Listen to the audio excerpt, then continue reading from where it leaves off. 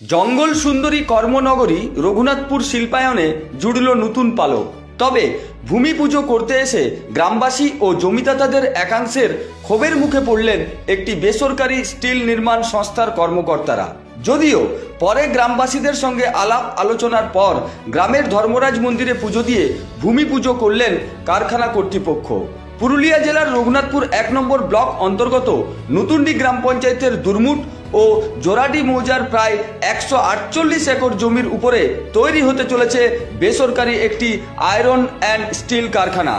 বুধবার কারখানার কর্মকর্তারা ভূমি পূজা করতে গেলে গ্রামবাসীরা জানায় কারখানা সম্বন্ধে তাদের বিস্তারিত জানাতে হবে এবং স্থানীয় জমিদাতা ও বেকার যুবকদের কর্মসংস্থান প্রদান করতে হবে।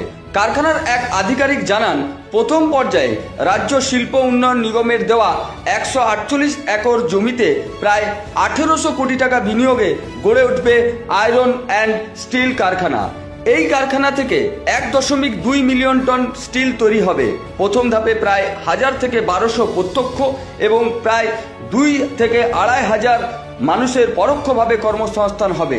তবে রাজ্য সরকার আরও বেশি জমি প্রদান করলে কারখানার উৎপাদন সহ কর্মসংস্থান বাড়বে স্থানীয়দের। খুবই ভালো। আমাদের ২০০৭ সালে জমি অধিগ্রহণ হয়েছিল, ৭-৮ সালে। তখন থেকে আমাদের এই জমিটা আমাদের পড়েই ছিল শিল্প হবে বলে, কিন্তু হয়নি। আজকে একটা কারখানা আসছে, কারখানা এলে বেকার সমস্যা আমাদের দূর হবে।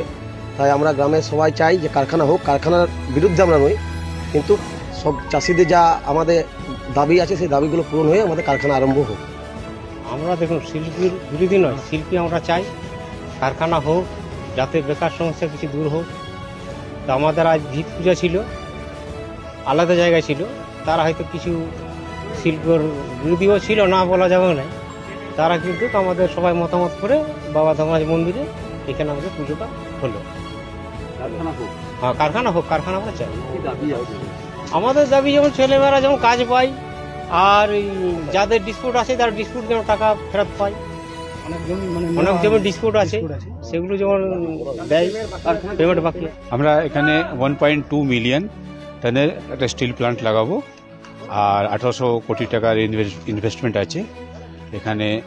আর ২ থেকে ২.৫ বছরের মধ্যে প্লান্টটা স্টার্ট হয়ে যাবে। আর আমরা লোকাল যে মানুষ আছে তাদেরকেও নিয়ে চলবো, আর আশা করবো ওনারাও আমাদেরকে কোঅপারেট করবেন। আর আমরা উইদিন টাইম আমরা যে আছে স্টিল প্লান্ট স্টার্ট করতে পারবো। এই প্লান্ট আপাতত ১৫০ একরের জমির উপরে হচ্ছে। হ্যাঁ, তারপরে আরও যদি জমি সরকার জমি দেয় তারপরে আমরা আরও বাড়াতে পারি। জমি হস্তান্তর হয়ে গেছে আপনার? হ্যাঁ, জমি হস্তান্তর। কত জমি পেয়েছেন? ১৪৮ একর জমি। ওই জমির উপরে হচ্ছে? ওই জমির উপরে হচ্ছে। আজকে আমরা শুধু পুজো করেছি, একটা সিম্বলিক একটা পুজো করেছি। বাকি যখন কাজ স্টার্ট করব তখন সবাইকে জানাবো আর সবাইকে সহযোগিতা করে চলবো। আমাদের লিমিট আছে, ওর মধ্যে নিশ্চয়ই এখানকার লোকাল লোকের আমরা যত হতে পারে ওটা অ্যাকোমোডেট করবো। কত কর্মসংস্থান হবে ওটা আমরা দেখি কত হবে। মোটামুটি তো ধরে নিন আপনি যেই ক্ষমতার প্ল্যান্ট আমরা লাগাচ্ছি, হ্যাঁ, মোটামুটি ধরে নিন ১০০০-১২০০ লোকের মতন টোটাল আমাদের এমপ্লয়মেন্ট হয়ে যখন পুরো স্টার্ট হয়ে যাবে।